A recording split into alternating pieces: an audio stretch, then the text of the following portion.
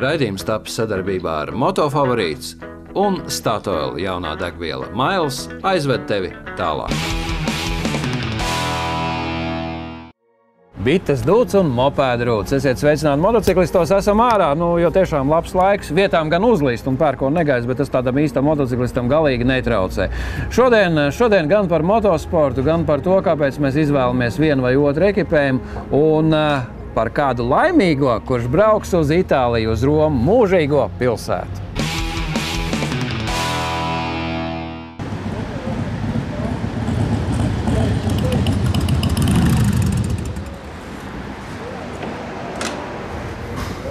Atskan aplausi, visi aplaudē. Atšurp. Kaspar, sveiks. Tā nav mākstīšanās. Pilnīgi nopietni. Tu zini, kas notiek? Tev sagaida ziediem. Jā, tad sveicam pirmo uzvarētāju. Paldies. Pārsteiguma balva arī no mūsu puses, lai jums tāds apceļojums. Tagad buča. Tagad paskatāmies visu kamerā, ja? Un nāc Baiba šurp izstāst, kas mums noticis un kāpēc mēs sniedzam ziedus. Tātad Harley-Davidson 110 gadu jubilejas pasākumi. Viens no tiem ir Romā, un mums ir zināms pirmais izlozes uzvarētājs. Kaspars Dāvis, jā, kurš dosies. Smaidu!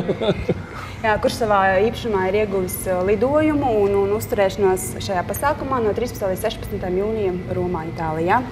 Kāda ir sajūta?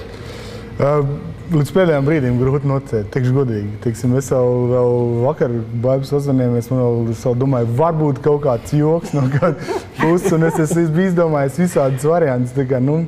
Esmu samuls un teiksim... Zini, kas ir svarīgi? Ka vinējs ir cilvēks, kurš brauc ar Harley-Davidson. Tev ir kuru gadu un kas tas ir un kas tas pa modeli? Man ir Softails standarts FXST 2001. gada. Kā tu izvēlējies? Kāpēc tieši šāds? Man pirmais nosacījums man noteikti vajadzēja, es gribēju šauru iepriekšā, kas dod iespēju, elastīgāk manevrēt. Ja? Es negribēju, lai viņš ir liels. Jā. Noteikti, un tajā pašā laikā es gribēju, lai viņu es varu, transformēt un, arī ceļot ar viņu. Tas ir transformēt, es domāju, somas salikt un visu, un es varēju arī ceļot. Un tajā pašā laikā varu pa ielām braukt. Ļoti elastīgi.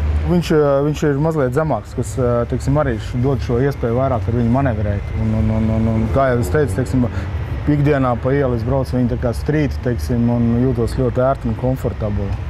Un tajā pašā laikā viņi saliekot somas, es laišu cik tā. Gan pie sāniem liekās aizmugurē? Gan liekās aizmugurē, pasažieri atzelt un viss pilnībā. Tālākais, kur es bijis, kur ceļojis? Grieķija.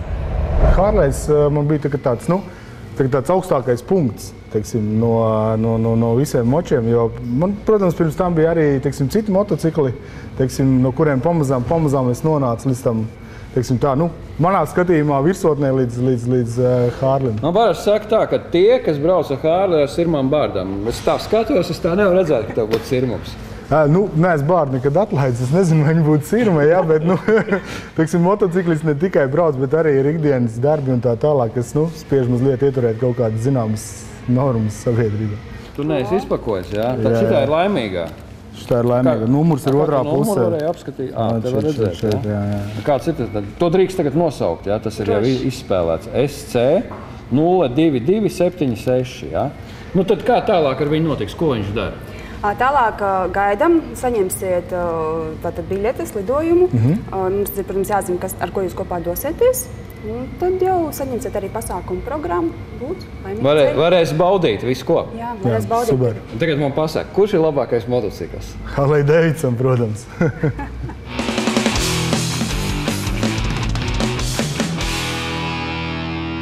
Citam paveicās, arī jums var paveikties. Nākošā izloze ir paredzēta par to, kurš brauks uz Milwaukee, un varbūt tieši jūs brauksiet uz Harley dzimteni. Bet šobrīd pievērsīsimies ekipējumam. Ir dažādas kampaņas, un viena no tām kampaņām bija skaties divreiz. Tagad ir par to neaizsargāto mopēdistu. Mums ir savs skatījums, un šķiet, ka daudz efektīgāk būtu runāt par to, kā cilvēks sevi aizsargā pret negadījumiem.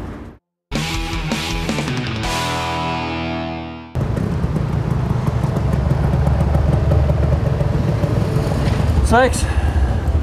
Normāli cimdi vai ne? Kārtīgi ķīvere, ceļu sargi. Tas ir tā, ja tu sev nesargāsi, neviens tev cits arī nepasargās. Man liekas, tie plakāti, tas ir tikai tā ir akcija, bet patiesībā ir tā, ka ir jāskatās, kā tu brauc. Ir jāpiedomā pie tā, un, protams, kad arī aizsargi, kā mēs redzam šajā gadījumā, ir diezgan noderīga lieta, jo ir pašam bijusi arī pieredze. Stāsts bija sekojošs. Ir kā dienā brauc, un beigās tēvs pateica, ka zin, kaut kas ir tomēr jādara. Un veids tavu braukšanu, tas ir tā, ka tas ir līdz reizei. Un nonācām pie tāda secinājuma, ka ir jādodas uz veikalu un jānopērk ekipējums tīri tā nopietni, lai arī pasargātu savu ādu. Kas ir elementārās lietas, ko vajag? Pārdevējs ļoti profesionāli tam piegāja un teica tā, ceļu sargi, alkoņu sargi, jā, un mugurkaules sargs, jā, tātad šajā vietā saucamais bruņu rupucīts. Jā, tātad tās ir tās dzīvības svarīgās vietas, kas ir jāaizsargā, jā. Tev bija gadījums, kad šīs lietas tev paglāba? Jā, ir reāls gadījums. Bija tā, kad devos mājās no darba. Bija lietains laiks, ceļa posms bija asfalts, kas mainījās attiecīgi uz grāns segumu, 90 grādu līkums. Gāja līkumā, izslīdēja aizmuguri. Paslīdēja un bija tā, kad līku uz sāniem. Neko, pirmais bija šoks. Motorollers vienā pusē, es otrā pusē. Bet biju laimīgs par vienu lietu, kad nav nobrāstas locītavas, tomēr piecelties var, viss normāli kustās. Nav tā, kad jāsaķer rokā, ak, Dievs, kas man tur ir noplāsts, saka Jēzus. Bija tā, kad biju ļoti laimīgs par to, kad tēva sakāmais par to, kad ir jānopērk, viņš arī diezgan labi palīdzēja. Tad pa piemiņu ir šis te, jā? Jā, ir palikuši tādi tā kā jau trofeji par to, ka es esmu krītis ar viņu. Šie nobrāzumi, šie nositumi, ja nebūtu bijuši šī aizsardzība, tas būtu, kā saka, uz tev palicis par piemiņu. Tas man būtu palicis par piemiņu, un ir tā, ka cik es pabraukājos pa skūteristu pasākumiem un tā, jāsaka tā, ka diemžēl braucam neatbildīgi. Braucam tātad čībiņās, kaut kādās gumijas, vienkārši ķiveri galvā. Pat ir gadījumi, kad es esmu teicis, kāpēc jūs ķiveri netaisiet, nu te patās līdz veikalam vai kas. Bet nav teiks, ka jūs brauciet sūdīgs. Varbūt tās tā, ka tur mašīna priekš neskatās un var gadīties jebkāda situācija. Tavuprāt, ir nepieciešama, jaunietim, tur 13, 14 gadu viņš mācās braukt. Ir vajadzīgs tā apmācība, lai viņš saprastu, kā pa ceļu braukt? Es domāju, ka apmācība ir vajadzīga jebkurā gadījumā. Tas, ka tu dabūji noliec teoriju, kurā, manuprāt, bija 20 jautājumi, 50 kubikcentimetru klasē, tas jau tev nepasargās īpaši. Es domāju, ka tas viss ir nepieciešams tomēr un kaut kādā līmenī. Tātad, ja tu nonāc uz braucamās daļas, tu esi tāds pats transporta līdzeklis kā lielie, vidējie, arī mazais transporta līdzeklis. Un noteikumi visiem ir vienādi. Visiem vienādi. Kam tie zīmes nomāc?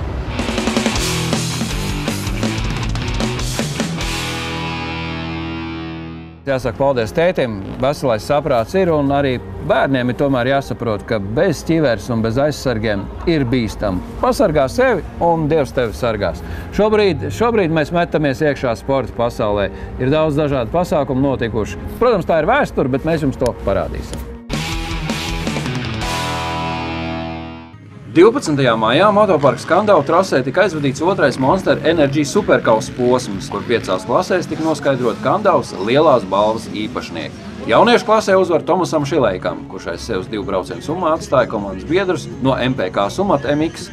Trasa bija laba, man patīk šī trasa. Interesants reliefs, visādi lecieni daudz. Sagatavoti viņi bija, es domāju, labi, vienīgi tas lietas iztraucēja, bet uz beigām jau bija viss kārtībā. Otrais brauciens izdevās, trasa bija perfekta. Bija vairākas līnijas apdzīt, arī bija iespējams. Un tā, es no starta 4. aizbraucu. Izdevās apdzīt priekšā braucošos braucējus un mēģināju atrauties, cik vien varēju, piedzīvoju mazu kritienu, pēc kuras bija ātri augšā un turpināju braucienu kā līderis un tā arī finišēju. Senioru klasē otro posmu pēc kārtas uzvarēja Leons Kozlovskis. Saudas motoklubu pārstāvim Raimondam Baltgalvim otrā vieta, bet uz 3. goda piedestāla pakāpienu stājās Jurijs Kolgers no komandas Dako Ziemeļvicē. Kvadra klasē uzvarēja Edgars Meņģels, 2. vietā Ralfs Reinfelds, bet 3. vietā Raivim Sote. Pirmajā braucienā, starts nepadevās, mazliet nogulēja momentu, kaut ko aizdomājos jau. Un līkumā gribēju visu sakal sadzīt. Un pierāvu visiem tā kā mazliet priekšā, un saskrējāmies, tur beigā Burzma bija. tiku vaļā un tad neko vēsu prātu, turpināju braukt. Brauc un tā sabrauc pēdējā aplī līdz 2. vietai. Tā finišēja 2. Pats gandarīts par to. Nebija gaidījis, kad aizcīdīšos atpakaļ, bet izdevās tomēr. Un 2. braucienā jau starts lieliski padevās, 2. bija un tad līdz 1. aplī ar pirmajā līkuma apdziņu. Tā mazliet aizleca garām. Veicās labi, es domāju, ka kvalifikācijā problēmas nebija. Vinnēja pirmajā braucienā nesanāca starts. Līdz ar to tu iesprūstējies varbūt lēnākiem braucējiem, kas nedaudz lēnāk tempus nositās. Rodās muļķīgas diezgan kļūdas. Piegūlos vienreiz, kas man ir it kā līkumos, tā es nemēdzu nokrist tik tīzli īstenībā, bet piegūlos, piecēlos, ručkas visas dubļiem, kamēr, bet tā pa sacīmēm apmierināts. 2. braucienā skaidrs, ka piegāja tam visam nedaudz nopietnāk, jo es jau teicu, kad, šeit skaidrs, ka viss skatās kā uz favorītu, un tātad tu kļūdīties nedrīkst, bet tur tāpatās brauc Raimis, brauc Jurijs, brauc Ivars, brauc Čeki jau brauc, močiem tāpatās, un zin kā, tā kļūdiņa, tas izlums arī rodās no tā, ka tu hopā zemē, tas tik izli, tā kā, zin kā, apmēram puika varētu tā nokrist. Senioriem ir pasaules kauss, uz ko mēs varam gatavoties visi, tas nav vienkārši tāda hobija līmeņa klasa, kas ir senioriem ir kauss, tātad izbijušie šie čempioni pasaules, gan visi viņi uzrauj vienreiz gadā. Tas mans mērķis nākošo gadu arī maukt vaļā. Prestižākajā MX Pro klasē jau kvalifikācijā ātrāko apli laiku uzrādīja Augusts Justs, kurš tuvāko sekotāju apsteidz par 1,5 sekundi. Arī visos 3 fināla braucienos šogad ļoti veiksmīgi startējošais Justs bija pārāks par saviem konkurentiem un izcīnīja uzvaras, spējot atkārtot Matīs Karro rezultātu, kurš tika sasniegts Valmierā. 2. vietu kopvērtējumā izcīnīja Dāvis Līvs, bet 3. vietā ierindojās Ivo Steinbergs. Šobrīd esmu ļoti labā formā un visu ziemu daudz strādāju. Un pasaules čempionātos, Holandas čempionātā visur iet lieliski. Un pirmā posmā bija Matīs, kurš bija ļoti spēcīgs un man nepadevās starti, nesanāca ar viņu pacīnīties. Bet šodien Matīsa nav un uzdevums bija tikai un vienīgi uzvarēt visu, ko varu. Un jau no paša rīta vienkārši lieliski braucu, lai arī trase mazliet bija dubļaina, organizatori tiešām lieliski sagatavoja trasi un man ļoti patika šeit braukt. Arī pagājušo reizi, kad es šeit startēju, uzvarēju Bobriševu. Konkurenti noteikti ir ļoti spēcīgi, džeki ir strādājuši. Un Dāvis Līvs ļoti 2. braucienā ļoti labu tempu uzkurināja. Bija ļoti jāiesprings, lai viņu panāktu un uzbrukt. Pēdējā braucienā starts ļoti veiksmīgs. Dāvis Ivnovs pieļauj kļūdu, nokrita. Un tad vienkārši centos turēt savu ritmu, tā kā māku un bez kļūdām un līdz galam. Komanda ieskaitēja 2. posmā visai pārliecinošu uzvaru izcīnīja Motosports Elkšņu motokursa komanda. 2. vietā uzrādot savu līdz šim augstāko rezultātu ierindojās mājnieku Motoparks Skandau Sumata MX, bet 3. vietā 1. posma uzvarētāja MX Moduls.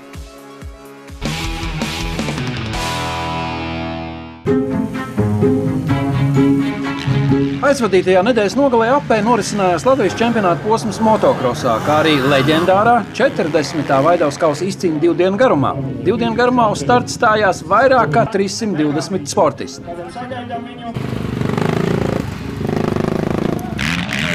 65 kubikcentimetru klasē spēcīgākā igauņu sportistu konkurencē pirmajā trīniekā izdevās ielausties Kristiānam Freimanim, bet pirmās 2 godalgas ieguva igauņu sportisti Meiko Vettik un Henri Vesiliņi. Izcēlu startu, pabraucu pa priekšu, bet pēc tam paliku 2. Arī 2. startu izcēlu, nobraucu 1. apli pa priekšu un beigās finišēju 3. vietā. 8 sekundēs un 3 desmitaļas viņš zaudēja līderim Kristiānam Freimanim. Paldies mammai, paldies tēti un paldies visiem.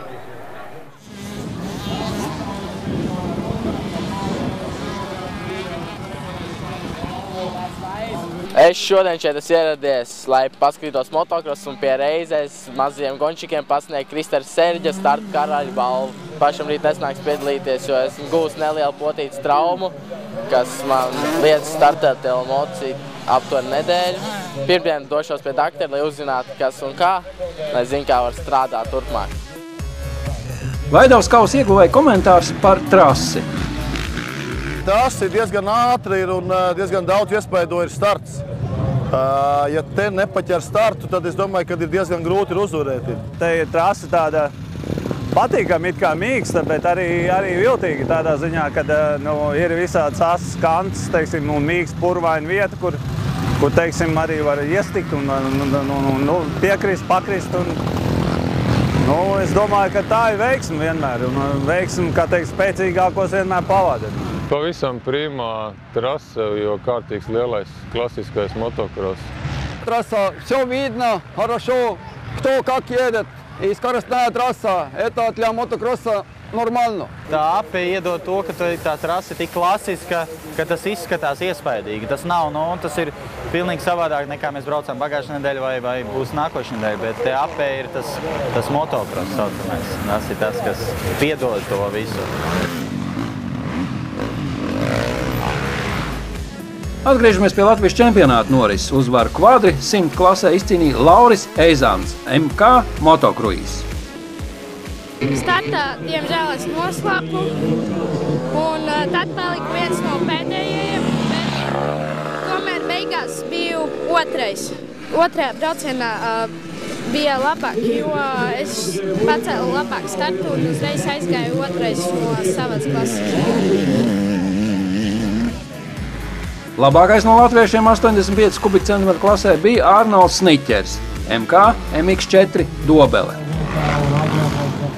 Šodien pirmajā braucienā neizdevās starts, un kopumā viņš šai 5. vietā.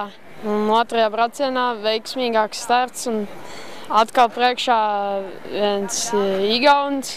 No latviešiem biju pirmais, un kopā 4. vieta. Esmu apmierināts ar to.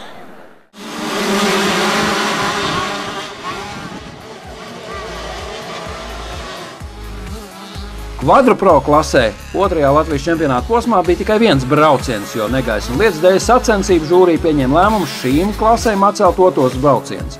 Uzvarētājs Kārlis Bole juniors, MX Ādaža. Brauciens kopumā bija labi, bet vēl jāpieliek fiziskā sagatavotība, jo brauciena pēdējos 5 apļus bija tā, kā bija. Likās, ka nebūs līdz finišam, par cik beņķis nokrita. Arī bija diezgan smagi kājās viss turpināt. Bet kopā pirmais. Viss bija kārtībā. Noturēja igaunais sevīm un viss bija labi.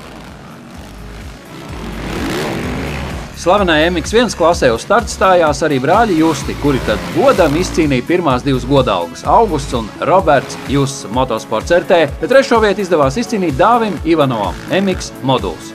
Ir 2013. gads un atkal esam Vaidavas kausā. Prieks, kā vienmēr, piedalīties šeit, jo organizācija ir pašā augstākajā līmenī un cilvēki strādā. Prieks par tik daudz faniem, kas ir ieradušies. Un, 2 gadus pēc kārtas jau esmu uzvarējis. Un šodien lieliska kvalifikācija, arī lielisks pirmais brauciens. Esmu pēc pirmā brauciena pirmais. Un otrajā, paldies Bračkam, viņš mazliet palīdzēja ar startu. Un, otrā braucienā brauca ļoti brīvi un pārliecinoši. Un uzvar arī otrajā braucienā.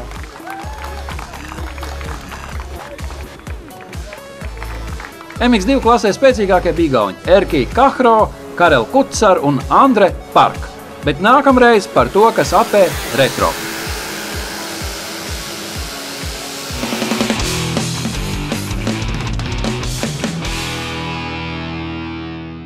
Tas par sportu, bet šī brīdī pievērsīsimies kādam motociklam – BMW. Un ar to brauc neviens cits kā Valters Friedenbergs. Par to, kā viņš izvēlās moci un kāpēc viņš brauc.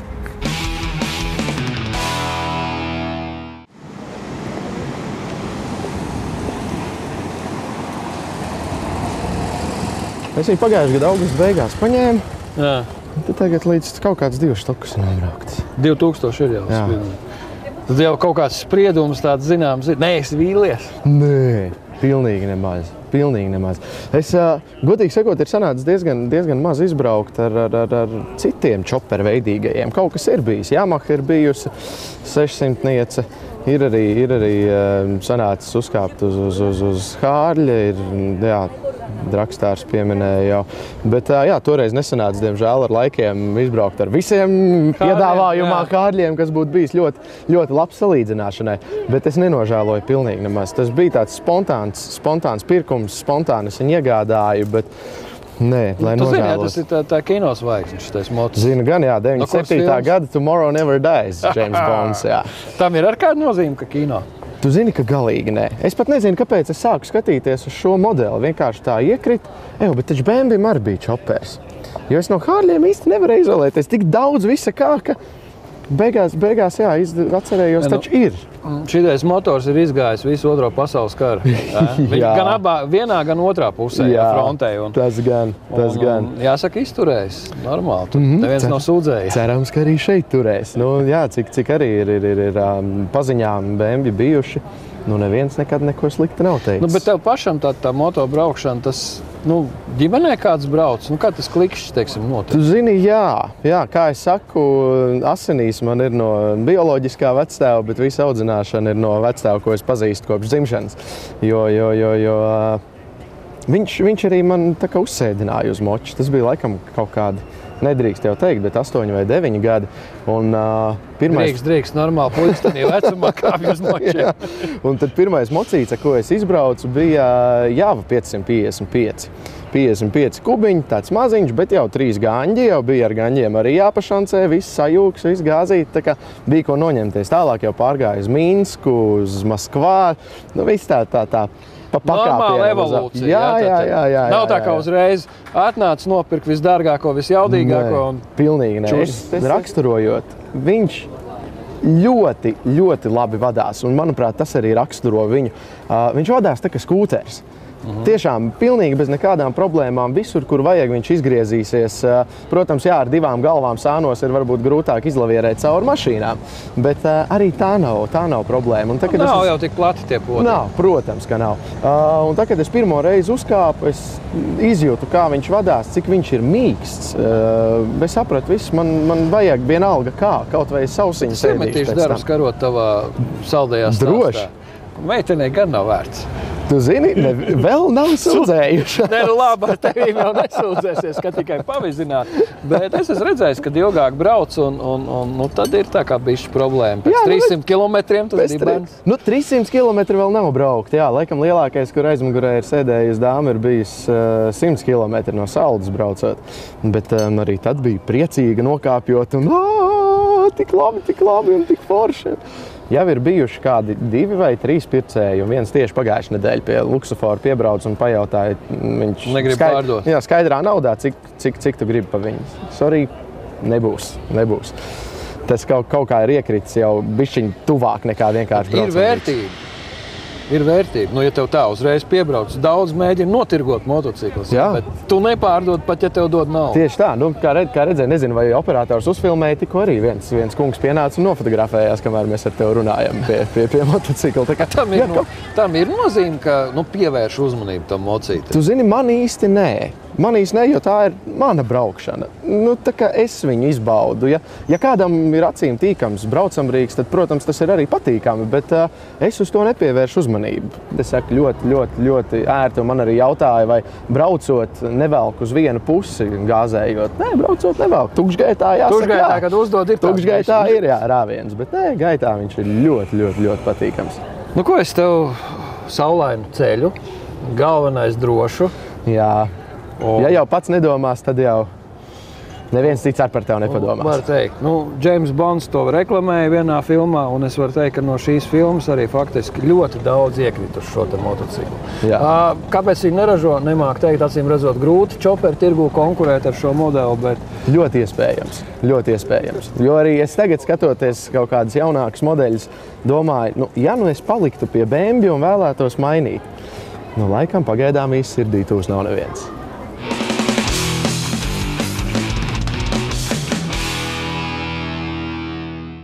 Čau, šodien pietiks. Nākošā reizē mēs stāstīsim par tādu slavenu dzimtu Suzuki Gixxeri. Par vecajiem, vidējiem un pašu jaunāko. Tiekamies nākošais motociklistos.